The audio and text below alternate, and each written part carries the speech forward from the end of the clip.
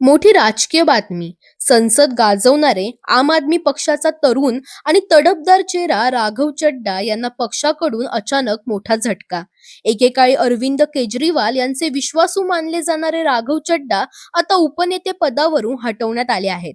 आपने राज्यसभा सचिवालयाला पत्र लिहून त्यांना तातडीने हटवण्याची विनंती केली आणि त्यांच्या जागी अशोक मित्तल यांची नियुक्ती करण्याचा प्रस्ताव दिला. पण हा विषय इथेच थांबत नाही. पक्षाने आणखीन एक मोठा निर्णय घेतला आहे.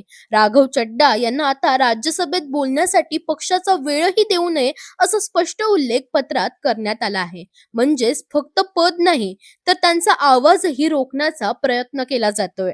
असा सवाल आता उपस्थित होतोय. पण नेमकं काय घडलं? पहिलं कारण भाजपशी वाढती जवळीक. राघव चड्डा यांची भाजपशी जवळीक वाढल्याची चर्चा गेल्या काही महिन्यांपासून सुरू होती. यामुळेच पक्ष नेतृत्व नाराज असल्याचं बोललं जातंय. दुसरं कारण पक्षापासून अंतर. स्वाती मालीवाल प्रकरण असो किंवा इतर वाद, राघव चड्डा यांनी अनेक संवेदनशील मुद्द्यावर शांत राहणं पसंत केलं. तिसरं कारण मोठ्या नेत्यांवर प्रतिक्रिया नाही. दिल्लीमध्ये धोरण प्रकरणात अरविंद केजरीवाल आणि मनीष सिसोदिया तुरुंगातून बाहेर आल्यानंतरही राघव चड्डा यांनी कोणतीही प्रतिक्रिया दिली नाही. हेही पक्षाला खटकल्याचं सांगितलं जातंय. चौथं कारण स्वतःचा PR. राघव चड्डा यांनी संसदेत मांडलेले मुद्दे चर्चेत आले. Mobile recharge, paternity leave, bank दंड असे विषय त्यांनी उचलले. पण यामुळे इतर खासदारांना संधी कमी मिळाल्याची नाराजी आणि स्वतःची प्रतिमा उंचावण्याचा आरोपही झाला.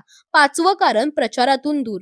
आपच्या स्टार प्रचारकांच्या यादीतून त्यांना वगळण्यात आलं. कारण खासदार झाल्यानंतर त्यांची बदललेली वागणूक नेतृत्वाला आधीच जाणवत होती. सहावं कारण समन्वयाचा अभाव. पक्ष अडचणीत असताना राघव चड्डा आणि इतर वरिष्ठ नेत्यांमध्ये समन्वय कमी असल्याचं दिसून आलं. संसदेत कोणते मुद्दे मांडायचे याबाबतही त्यांनी पक्षाशी चर्चा केली नाही. आणि शेवटचं पक्ष कार्यक्रमांपासून अलिप्तता. जंतर मंतरवरील आंदोलन असो किंवा मोठ्या पत्रकार परिषदा, राघव चड्डा पक्षासोबत सक्रिय दिसले नाही. म्हणजेच एकेकाळी पक्षाचा स्टार चेहरा असलेला नेता आज पक्षाच्या निर्णयांमुळे साईडलाईनवर. आता मोठा प्रश्न असा, राघव चड्डा पुढे काय भूमिका घेणार आणि हा निर्णय आपच्या अंतर्गत राजकारणावर काय परिणाम करणार? राजकीय वर्तुळात या घडामोडींकडे आता सगळ्यांचंच लक्ष लागलं आहे.